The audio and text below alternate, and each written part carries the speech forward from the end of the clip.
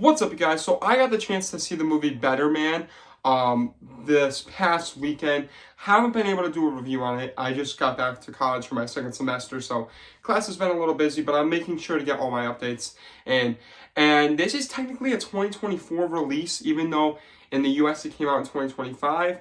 I was debating on putting it in my 2025 list for 2024, and all my friends put in their 2024, all my people that I watch for my reviews, like for people's reviews, they put in their 2025, or 2024. So I guess I'm gonna put it on my 2024 list because technically it is a 2024 release in the UK, and it's gonna be counted for the Oscars for 2024. So this will be on a 2024 list, I guess, and it's on the top 20 because after the new year, I always make sure my lists go to top 20, and this definitely made it.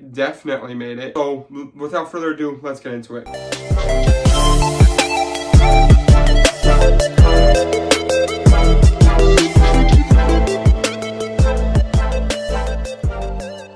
guys know the drill, I'm going to keep it non-spoilers till we get to spoiler section, even though there's not a high market for this movie. This movie did not do well in the box office. It definitely flopped, and that's kind of for obvious reasons. I mean, Robbie Williams isn't a successful artist in the United States. In the UK, he definitely is. And I think that's also due to the fact that it's the 90s and the early 2000s, and that was just a big industry, especially for songs and artists at that time. So, I mean, like, if he came out today, I feel like a lot of people would love him. I love his music now, especially after seeing the movie. But this movie is very, very different from what the advertisements say it is. The advertisements make it look goofy, silly, and kind of just dumb. And I respect that the biopic genre is becoming a little different now, like with Piece by Piece and this. I only saw this because I was like, okay, it's something to go watch and it looks interesting. And this is honestly one of the best biopics I've seen within a long, long time. So this movie follows Robbie Williams' life from when he was a child to a pop star, successful pop star, going all the way back to like the 80s to around like 2008-ish, around that time. It's very like unclear when the dates are really. So he's a monkey because in the trailer he said that I always saw myself as an civilized person from society. And I thought that was a cool concept. I was like, okay, it's not bad. I like stuff being original and unique, and this was definitely unique.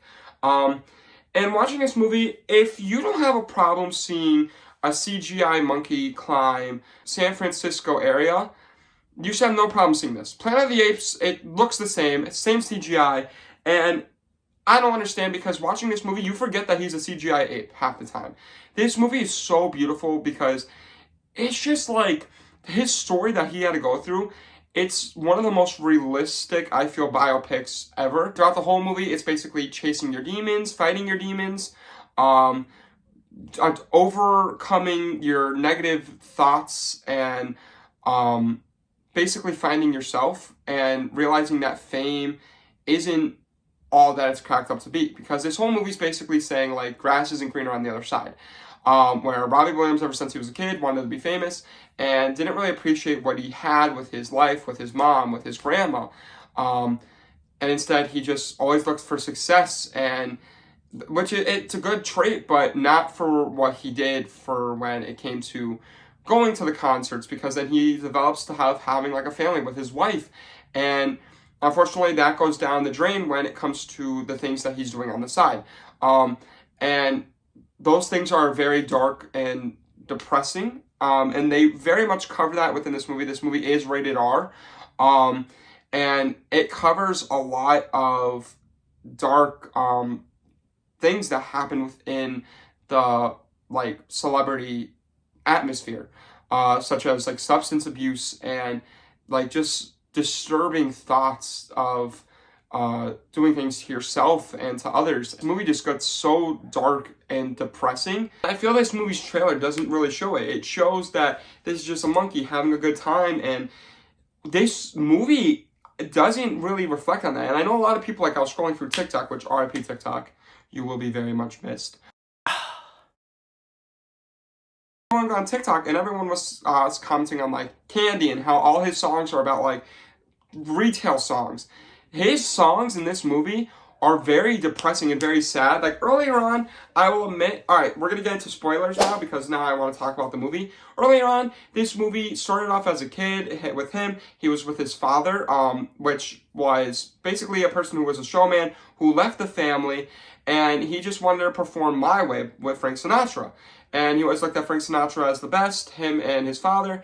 And I always looked at Frank Sinatra as the best because my past, if you don't know, when I was in high school, I did My Way for the talent show. And I was very emotional singing that song.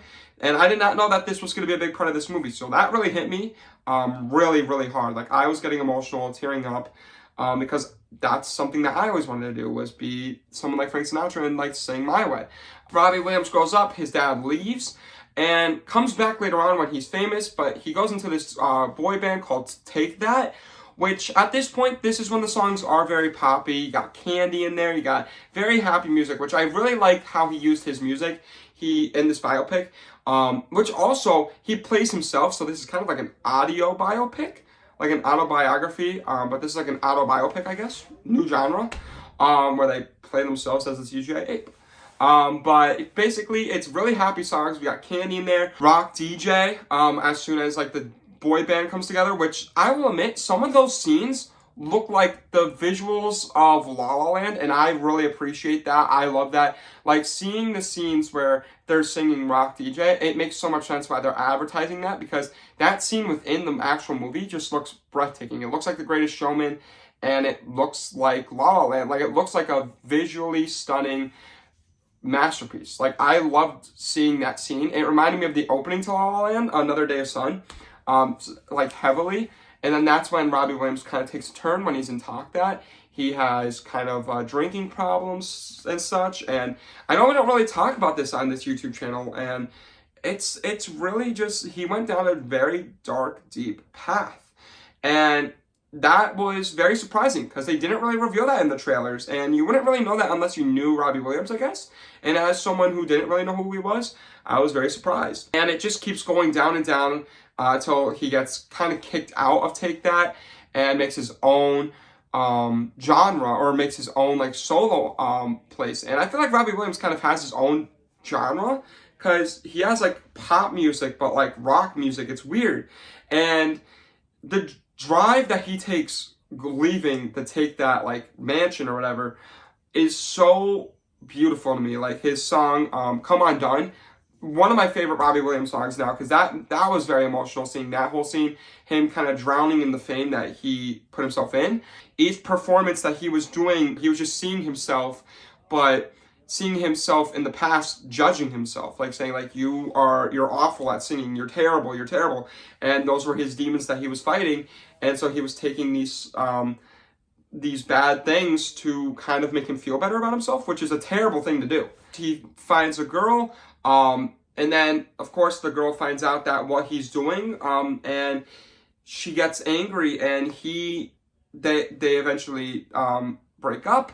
And the whole sequence where she's also in a pop band and they have a child, they're pregnant, but she is forced to either keep the child and get kicked out of the band, or not have the child and be in the band. And she chooses not to have the child. That Robbie Williams gets affected by that, and that was very sad to see. But then he kind of understands because he was also a part of the pop band. But that relationship was very sad to see kind of what goes on, especially from the start. The start was very romantic, very happy, and then just went sad. And that's kind of what Robbie Williams' life story is. Like, it was really sad. He kind of goes on his solo career. He becomes way more popular.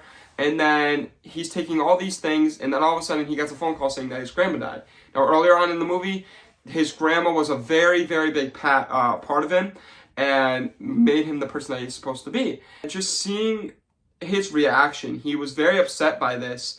And then that's when they play the Angels song, which was the saddest song within this movie. That was very emotional. Actually, not the saddest song. That was very emotional, though. Basically her death. And he starts to see that his life isn't perfect. And then he goes to the big performance. And once he does that, he sees all the demons. And he's basically he's fighting all these CGI apes, which I was not prepared to see the best CGI ape fight out of any Planet of the Apes, any CGI ape movie like King Kong, best fight scene of any CGI ape movie in a biopic, him fighting his old selves, even his child self, insane. The cinematography in that, the acting in that, it was beautiful seeing that. Like, I was shocked seeing that. It was great. It was amazing, and it felt like an MCU Avengers Endgame level fight scene. I was like, this is insane. So that was really cool to see.